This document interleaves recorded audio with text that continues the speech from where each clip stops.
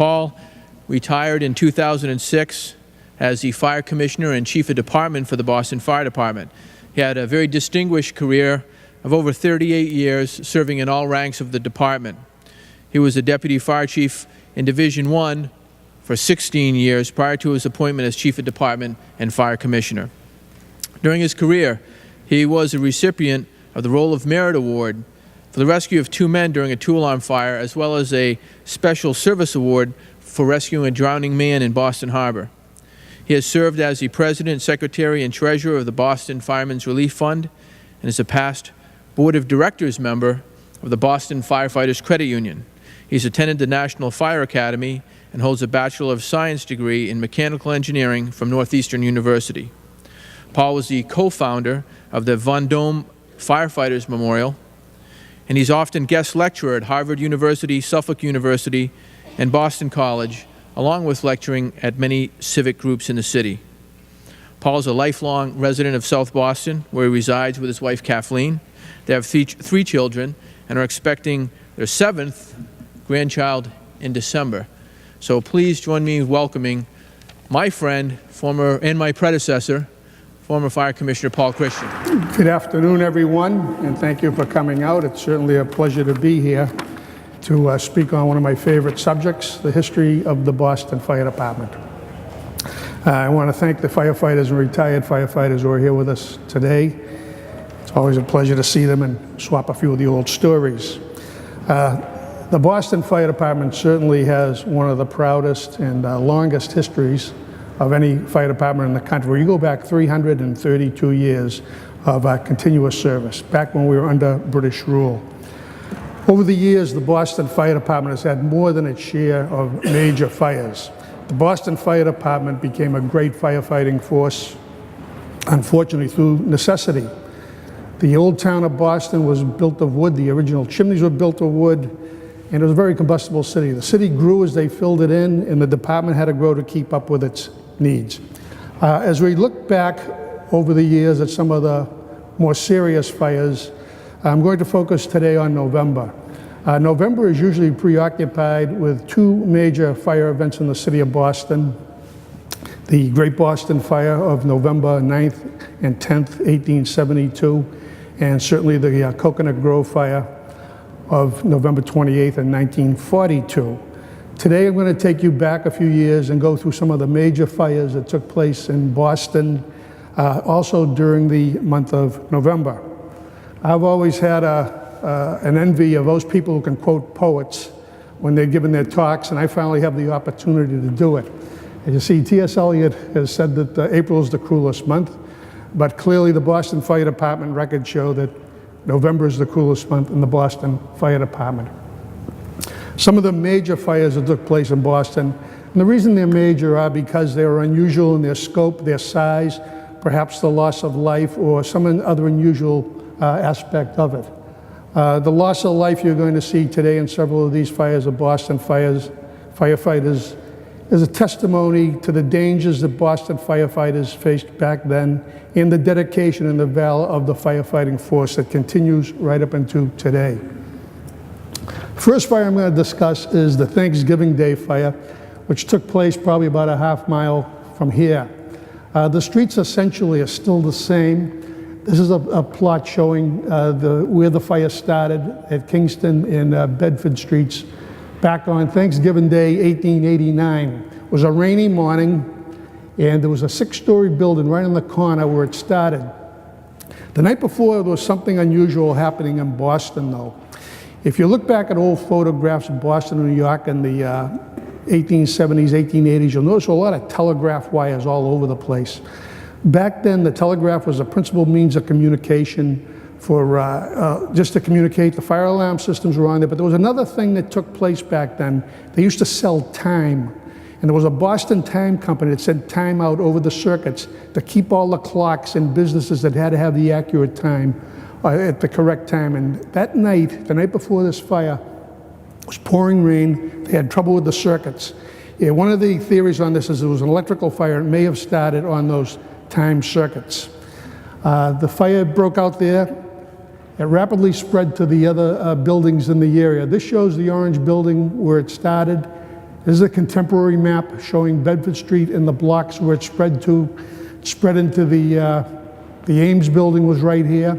This is Kingston Street, and J.J. Foley's is right there for those of you who go down that area. Here's Summer Street right here. This fire came in on box 52, which was the same box as the 1872 fire. And one thing that was changed, not too much changed on the streets back then. However, let me go back one. One change the city made was Winter Street, as narrow as it is, Summer Street was the same way. After the Great Boston Fire, they made it a little bit wider, so that provided with the thought of giving it a fire break. These are some of the views from Gleason's pictorial of the fire as it occurred. Here's the building it started in. Heavy smoke was shown from the first, from the 6th floor when the first apparatus arrived. This fire had been burning for a while. It soon erupted. This was the Ames building across the street. It jumped into that. This is looking down Kingston Street. Here are some of the views. This is after the collapse. Boston lost engine 22, engine 26, ladder 13, and the water tower when the structures collapsed during the height of this fire. That's Chief of Department Louis Weber reviewing the damage to some of the steamers. Again, this is looking down Kingston Street, pretty much the way it is today. Another view of the wreckage of apparatus, old police officer with the bobby hat. This is a picture of the water tower, which was crushed by the walls that day. 4 members of the Boston Fire Department, 1 retired member of the fire department were killed in that fire. Ladderman Dan Buckley of Ladder 3, the only thing that was ever found of him was his underwear with his name sewn into it. The other member that was not typically recognized as line of duty in this fire was Ed Whiting of Engine 3, retired. He was injured that day during the collapse of these buildings, and he died a few days later of his injuries. What happened after that fire? Well, a number of things. One was a call for new fire apparatus to expand the department some more. The department had been expanded after the Great Boston Fire. There were 12 new engine companies, 9 new ladder companies, 10 chemical companies were established, a fireboat and a water tower. So there was a call for new apparatus, new and improved water towers, new fire companies would be added. The new companies would be paid. No longer would there be a call fire department in Boston. They wanted a permanent force, all paid. Because this fire was suspected to be electrical in nature and the widespread use of this new technology, electrical wiring for communications and power, they established the inspector of wires under the Boston Fire Department. It remained in that office till about 1953, 1954. There was also a call for a new fire headquarters and fire alarm headquarters, which was built in 1895 over on Bristol Street, now Paul Sullivan Way. As you get on the expressway, you see the Pine Street Inn, the big tower in the south end. That is the old Boston Fire Department headquarters. They also sent the fire commissioner for a review of the Paris and London fire brigades. He came back and he thought the Boston Fire Department was superior to the techniques used in London and Paris. However, they did establish more discipline and structure within the department. They adopted the titles of Chief of Department, the Assistant Fire Chiefs, the foremen of the companies became fire captains, the assistant engineers became district chiefs. They wanted a more disciplined, full-time, permanent, strong firefighting force in Boston. I'm going to jump up now to the Gristmill fire. It took place November 21st, 1936 in Charlestown. This fire was the location of the Rapids Furniture Fire in 1994, where Boston Fire Lieutenant Steve Minahan was killed. This took place on that site in 1936. Sam Pope from Charlestown, he had just been appointed Chief of Department 6 days earlier. This was his first big fire. We have a few good shots. That's some diagrams of it. Here's the Charlestown Bridge coming across. This is Boston Harbor out here. This was the extent of the fire in here. This one was a real tragedy. This is where the Boston Globe stored their newsprint, so that was a real loss for the city to have that happen. This is the property here. This is a fire back in 1935 where a lobster house and a coal company brewing. We have this great aerial view looking at the city square in Charlestown, Rogan Hall, the courthouse and police station. But this is the Gristmill building before the fire, so it's pretty nice having that particular view. This is a shot of the fire that night. You see, fires were really big entertainment back then. You can see the crowd here, all the gentlemen with their hats on. Another shot of the fire. This is the next day. You can look and see the T station in City Square off to the side. Looks like it had iced up pretty good. Next fire I want to talk with is one of the featured fires also, was the Maverick Square fire, also called the Luongo Brothers fire, since that was the restaurant where the fire started on the first floor.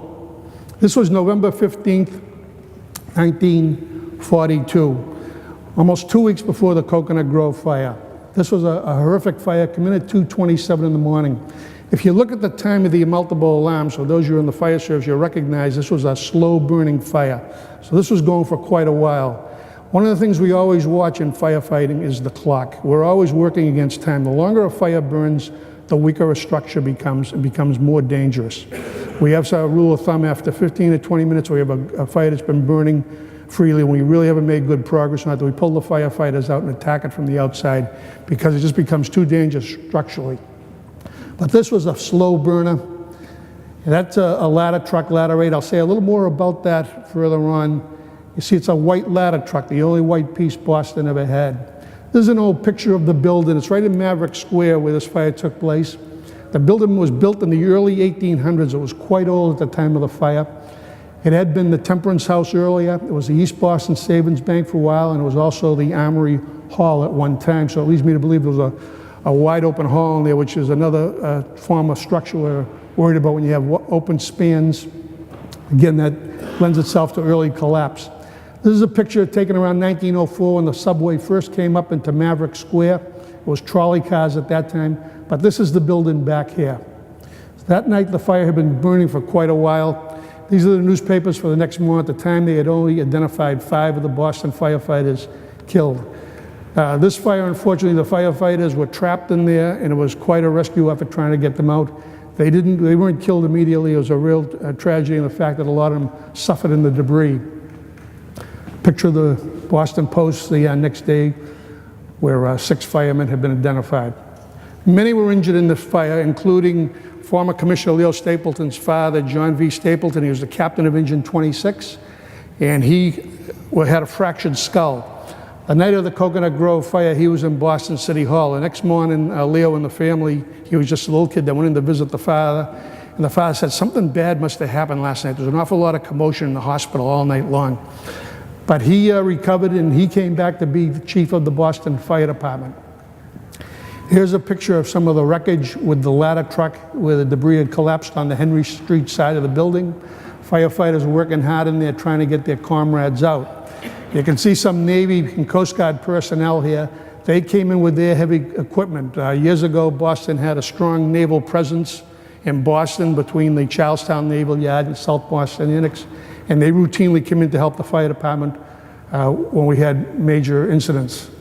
So they came in here trying to assist in recovering the victims of this fire. You can see clearly there some of the Navy personnel. A crane was brought in. There's a captain of ladder 3, I don't have his name, Billy Noonan would probably know. We could look it up, but there they are, they're recovering one of the firefighters. Another view of the fire. That's the chief, you know who that is, Bill? Stickle. Louis Stickle, he was the deputy chief that night. He also would be the deputy chief of the Coconut Grove fire in 2 weeks. These are the firefighters that were killed in that fire. One of them, Francis Deegan, was from South Boston. He is the uncle of William Deegan, the U.S. Marshal who was killed in the standoff in Idaho in 1992.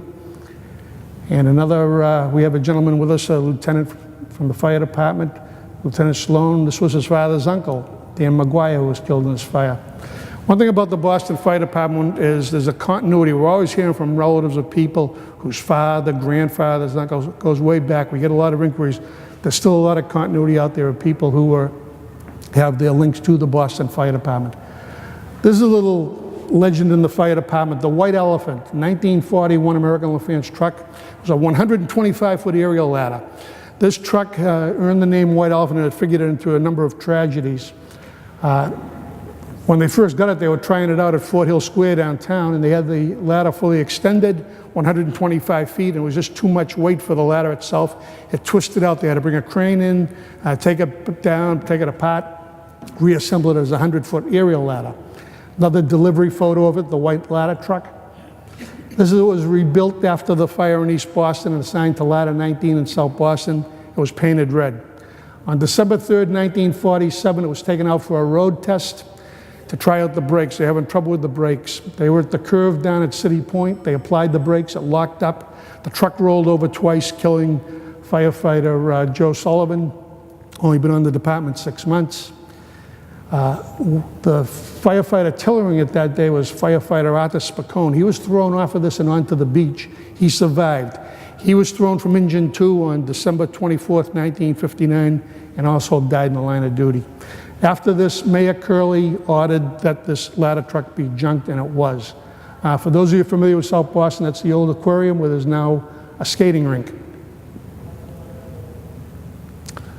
1942, November 24th, the Tuesday following the fire, a mass was held at Holy Cross Cathedral.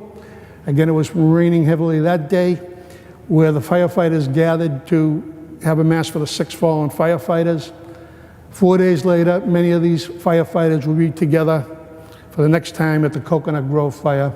This is showing the firefighters leaving the Holy Cross Cathedral in the south end, marching back towards Engine 3's house at Harrison Avenue. Next major fire, 1952, November 2nd. I was actually at this one as a little fella. I was brought to it. This was a huge fire. The city had been experiencing quite a drought back in 1952. It was a Sunday morning. They had 3 alarms over on Mission Hill at 11:09. Chief Stapleton, he was the chief of department at this time, just got home. And the fire was knocked down. Firefighters were getting back, rolling their hoses, getting to pieces, and some of the apparatus was getting back to quarters. At 12:42 in the afternoon, box 1242 came in, Commercial Street at Union Wharf. At the time, the fireboats were stationed next door at Battery Wharf. Engine 47, one of the boats, called in and said we could see heavy smoke showing. The Logan Airport Control Tower called Boston Fire Alarm, said you have heavy smoke coming from over in the North End area. The deputy chief at the time was stationed on the Hanover Street Firehouse. He came around the corner and saw what he had. You can see he struck the alarms pretty quick. The first alarm was 12:42, second 12:44, 46, 47. And Chief Stapleton was there to strike the 5th alarm at 12:56.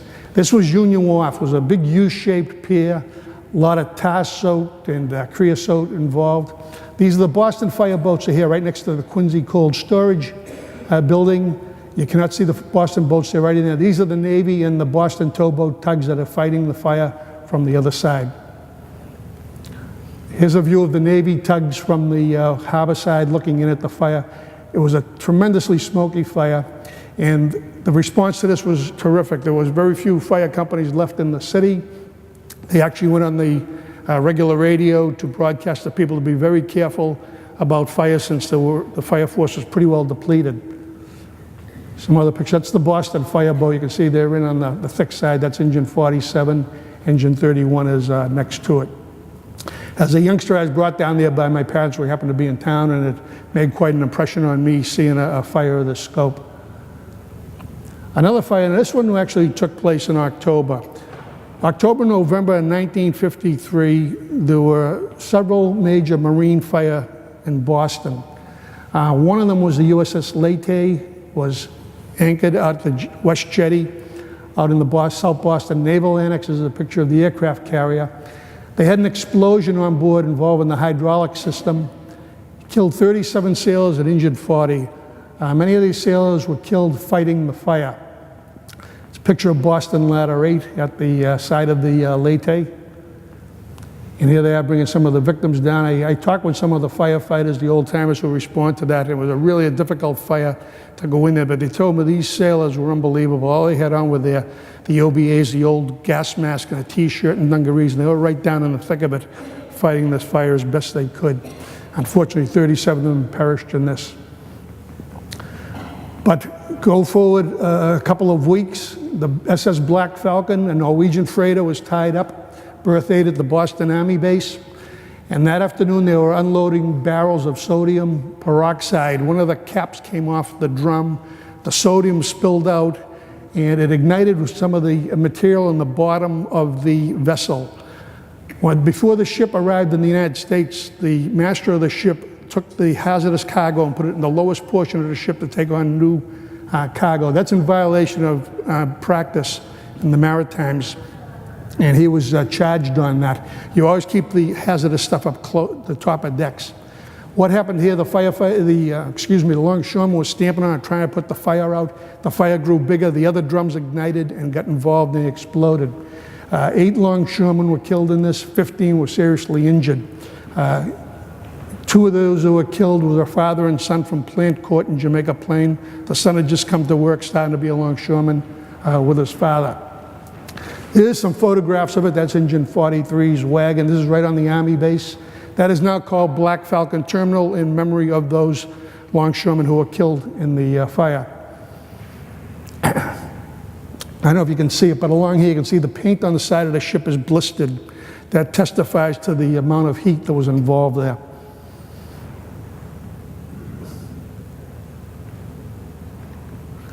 This is the hold in which the fire was. The fire department's still playing hoses. The Coast Guard responded, the Boston towboats. A Navy tug, the Boston fire boats are up a little bit further. This is when they are removing some of the bodies from the fire, looking into that hold. Actually, if you look down in there in the actual glossy photo I have of that's the captain of Engine 1, who was George Paul at the time. He went on to become fire commissioner. Another memorable November fire, I recall this one, was November 30th, 1961. At the time I was in high school, and whenever I came home, I came along Mass Ave and made the turn by Engine 43 and Ladder 20's house, and I was looked in to see if they were in quarters. Well, Ladder 23 was covering.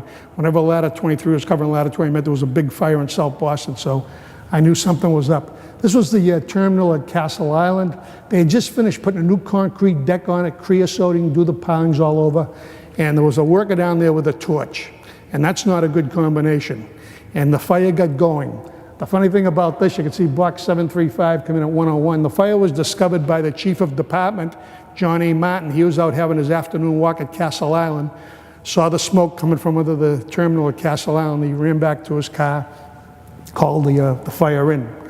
This was quite a fire. The department was here about 3 or 4 days.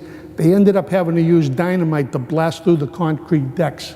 This was also one of the first fires that the fire department used their scuba divers. They actually went in the water underneath the fire, get in under the piers with their hoses to play up to try to stop this fire. That's old Castle Island, the fort behind it. There's a 4-alarm fire. It's a view from Castle Island. You can see it was a very smoky, very dense, heavy fire to fight. One of the fireboats actually caught fire on the front of it, had to back off. The bow of it caught fire, and the other fireboat had to help extinguish it. Another view, it's Ladder 20 there, the Persh ladder truck. 4-alarm fire, and the department was tied up here for quite a few days. And that ends my presentation of November fires. This is a view taken right outside. Here's where you're sitting right now in the Old South Church, and it's at Engine 26 coming down Washington Street, and that's their wagon behind it with the firefighters on it. And that's a great shot of the old horse-drawn engines. Does anybody have a question? Okay, hold on, let me bring you the mic. 2 quick questions. The first fire, you said it started in the Jordan building. Was that the Jordan department store? No, it wasn't. It was E.J. Jordan. It was not Jordan. It wasn't related to them. It was a separate. There was different. I have actually the fire report for this at home, and there were different occupancies. The first floor was occupied by a hardware store that was pretty popular in Boston. It was Eben's or something like that, but it wasn't connected to Jordan Marsh. Okay, the second question, until last year I worked in the building at Union Wharf, the big granite building that's on the pier. Is that the one that burned? The one that's still standing there? No, it was adjacent to that. That was still there and that's still standing. This was adjacent to it where the condos are now. Okay, further out into the harbor? Yeah, well, it stretched right from the front of Commercial Street right down. It was J-shaped. Okay, but it's not there anymore at all? No, that was it for that building. No, when I was first on the fire department, I was down the north end, and we used to get quite a few fires in the old piles. It was just the remnants of the dock back then. In fact, some of the old timers couldn't say Union Wharf. They used to call it Onion Wharf, but we knew where to go anyways. On your very first slide, you basically talked about the Thanksgiving fire of 1872 and the changes that were made to the department following it. One of the bullets had the term call department. Now, was this back in the period where a property owner would pay a fire department to take care of his own building? No, the Boston Fire Department then was made up of part permanent and part call. In the outlying areas, they would typically have callmen who would only come and respond and be paid when the alarm went off, and they might have a driver and one person in the firehouse to take care of the apparatus. Your downtown companies would have been all permanent companies at that time, but after this particular fire was determined that the city could no longer afford the luxury of not having a permanent force. On these multiple alarms, the companies respond in from the outlying areas. By the time you get to the high end of the second alarm or into the third alarm, you'll find companies from the outlying areas. Incidentally, this wasn't the last big fire in this area downtown either. There were several more. The Lincoln Street fire in 1894, which was in March, so it didn't qualify for today's talk. And the Heck Building fire right opposite the South Station. There were a number of them. In fact, we have a map in the Historic Archives showing all the major fires, the Federal Street fire. There was just a tremendous amount of them. So it served the city best to go to a permanent department at that time. That enabled them to better train the department, better equip it, and to have better discipline and control over the firefighters. Hi. I'm curious when the fire escape became an important part of building structures, what the history of the fire escape is, and whether it still is something we need to be sure as a redundancy in every building that we have a good, well-inspected, secure fire escape. And I know there were some things like movable fire escapes and things like that, but where does that fit into the history, particularly in this very old city? I can't give you the exact date on the fire escapes. However, I would guess in around after 1872, after the Great Boston Fire, Chief Damrell, he became Boston's first building commissioner. He was a master builder before he became chief of the fire department. And he knew all about structures. He came from Cambridge, but he was a master builder. He recognized the problems being a builder and a firefighter with the buildings downtown, the mansard roofs, the lack of water supply. But many of the changes came about when he became the building commissioner. One thing you can see is if you go along Commonwealth Avenue or any other street in Boston for that matter, if you look up between the buildings and you see a parapeted firewall, it's a wall that extends up beyond the buildings, you can tell that building was built after 1873. So my guess is probably come in after the 1872 fire when he made many changes. The laws on fire escapes are generally ignored, sadly, in this city. The law states you cannot leave any object on your fire escape for longer than 20 minutes, but you'll see people out there with their gardens and gas grills, all kinds of materials on the fire escapes. We had a tragedy in Boston around 1977 in the Back Bay. There was a big fire on Marlborough Street. The people were out on the fire escape waiting to be rescued, a woman and a small baby. And that afternoon, they were just getting the aerial ladder up to her when the fire escape let go. The woman plunged to her death. The baby survived. After that, in fact, I believe that was early August, 77, 76? 75 it was? Okay, thank you, Bill. Yes, and there was very spectacular photos. But after that, they inspected every fire escape in the city. They went around as far as structural integrity and to make sure they were being maintained and used the way they were supposed to. One practice we have in the fire department, whenever we throw ladders up to a fire escape, we have what we call dog chains. We tie them to the fire escape, and part of the reason is to hold the ladder, but if the fire escape ever did come loose of the building, it would hold things there for a period of time, give us a little more of an edge. Sure.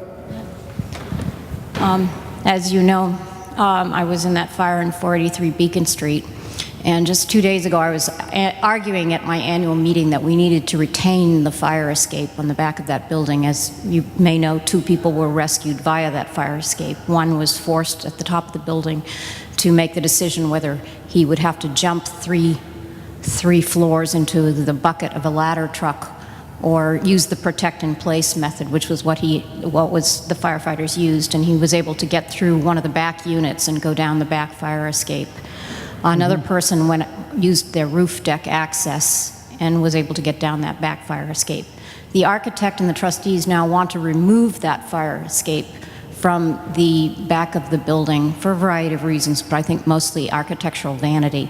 And I would just be interested in what your perspective is on that. Well, first of all, they cannot remove any fire protection feature on a building in the city without permission of the head of the fire department. So they'd be in violation of law if they removed it, first of all. Second of all, I'm dead set against removing anything like that. That's an old historic building. That should be part of the architectural feature, and as you mentioned, it actually contributed to saving lives. And they have been very important over the years. There's been a number of people who've been saved because of them. So, excuse me? Will you help me fight that fight? Well, yes. I'll give you my card. I'm retired now. I'd be glad to do it. But that's a very serious issue, any life safety features like that. One fire I was in charge of several years back when I was a deputy in Division 1 was the fire in Chinatown on October 12th of 1989. And that fire, they had removed some fire protection features in that building. In fact, the fire started by fellows who were in there with a torch removing the sprinkler system, which they had shut down. What about those tall buildings like the John Hancock? How in the world would you get out of that one? How in the world? Well, several things on those buildings. They have terrific fire protection systems in them. They have the fire pumps, the sprinklers, the alarm systems. I actually was there for the fire in 1994, I think it was. We had the fire. There was actually a smoke condition where the bus bar caught fire. They don't know if the sprinkler water had set the bus bar off or the bus bar got going, but the point is, somebody interfered that day. One of their engineers interfered with the automatic generators and the systems of that building. If everybody had left anything alone, the system would have worked as they designed. You would have the lighting in the stairways. We have the smoke evacuation systems. But these buildings that are built in Boston today are extremely safe. My biggest concern in going to fires in high-rise buildings in Boston is smoke spread. The fires, I contend, will be held in place by the sprinkler systems, by the structures, the fire doors, the way these buildings are built, and the fact that we can get firefighters up there really quick. Our downtown companies, or the companies responding to these high-rise areas, have rolls of hose. We don't have to pull hose off the truck and try and get up to the scene. We have rolls, we have other equipment we take up and we stage in these areas. So I think we're in very good shape. My biggest area of concern with fires was smoke control. One thing I always did whenever I had a fire in a high-rise was call extra alarms because I wanted to get firefighters in on each floor. If I was up in a building and there was a little bit of smoke in the building, I wouldn't want to be getting a taped message over the PA telling you everything's okay and to stay in place. I always want to get fire personnel on the floor to go in and be with the people. But in addition to that, you mentioned John Hancock. They have a very good fire brigade where I actually had the opportunity of meeting with them and seeing their protocols. They have people trained in there who are instructed on how to deal with fire emergencies when the alarm goes off, which floors evacuate, how to remove handicapped people, all the procedures to follow if there is a fire. So these are all part of the Boston Fire Prevention Code. So I'm not saying something can't happen. You can always have something happen if some system failure occurs, but I feel in Boston we have a pretty stringent code and we are fairly safe. When When you were talking about evacuating the building with fire escapes and things, I live in Beacon Hill in a senior and disabled housing building, and it's 8 stories. And at one point, they said to us, well, they've told us a couple of different things over the years I've lived there, is that you have to keep no furniture in front of one of your windows so that you can climb out if there's a fire. Now, do people still climb out windows? I mean, this is into a back area. I can't imagine no fire truck can get behind the building where I live because there's no street there. Well, on Beacon Hill, we don't get the fire trucks behind the buildings, but I've got 35-foot ladders in the back of those buildings going down the passageways under the buildings. And one afternoon, they had a 4-alarm fire on Beacon Hill up on Myrtle Street, and they got about 6 aerial ladders on that building. You're talking about the Beacon Chambers? Yes. That's the building that's now senior, and that's the building I'm in now. Right, but as far as not putting your furniture in front of the window, I think you can put your furniture there as long as you can get at it. The requirement in Boston is you can't have permanently attached grills on your window so you can't escape or we can't get in. Okay, that makes sense. But the fire escapes are not your primary means of egress. If you can get out some other way, you don't We call don't it a have fire escape. escapes. We do have a back staircase, and they've said because the handicap units are on that, on each floor in the back, they said go out there and the firefighters would come and get you. Now, I can walk enough so that I'm all right, but... Well, they should have a fire plan in there of people who are healthy who can help those who are handicapped. They should know who they are, and have that posted in the front lobby for the fire department, as well as the people should have a buddy They have some system. of it posted, yes. A second question is, how often are buildings like that and other office buildings supposed to have fire drills? I believe those are annual. We only have requirements on licensed places of assembly, nursing homes, schools, theaters, hotels, specific occupancies like that. But it's up to the owners, perhaps the insurance people, to come out and say, a fire came to mind that I had over at 405 Marlborough Street. It was just before Christmas, around 25 years ago. It was a 7 or 8 story building, and fire started in the lower floors and went up the back stairwell. But the point I want to make is they had steel fire doors in the back of this building, and that kept the fire from getting in on these floors. It was a 3-alarm fire, but we got in, knocked it down pretty quick. If that did not have the steel fire doors, and if those doors had not been closed like they should be, that fire would have gone right in on all of those floors of that building. And I'm sure your building, the rear doors are probably steel doors that Yes, should be they kept are. shut. Thank you. You're welcome. Could you comment on fireplaces? Because so many places in the Back Bay or Beacon Hill have fireplaces. Could you comment on Yes. whether you think they should be used, what should they do for prevention, and if they are using them, et cetera? Well, they do use them, and every year we do get several fires because of them. The first thing is they should be cleaned annually so you don't get the creosote buildup in the chimney. That's where ignition typically takes place. The other thing is the chimneys should be inspected for cracks or loose mortar. These old chimneys, the mortar comes out, and you get the creosote gets burned, it can go out to the timbers that are framed up against it or into it, and you can get a fire that burns undetected for quite a while because it's in between the floors and the walls, and it can extend, and it's pretty serious by the time people become aware of it, and it can take off. But we do get some every year, just as you described, because of the fireplaces. That's up to the owner to have the chimney inspected. There's companies in the phone book, the chimney sweeps. You can have that done, and we get a lot of fires actually we've had them in restaurants that use the wood burning stoves. I think Captain Conley, you had one. It was the steel flue, the outside the building. Numerous ones in the building, 290 Franklin Street. Yes. Thank you. Yeah. 290 Franklin Street, which is now occupied by a restaurant called Umbra. And they have a wood-burning oven, and we've had at least 3 fires that I've been to in that building. And these other restaurants downtown that use wood-burning ovens, they tend to create too much heat, and the systems can't handle it. They're required. I don't know the exact period of cleaning, whether it's quarterly or semi-annually. They have them clean these commercial establishments, and they have to keep the records. Whenever they have a fire, the first thing we want to see is the records. Have you been maintaining your... we get those in the Back Bay along Newbury Street, some of those restaurants, the flues there. those are a problem.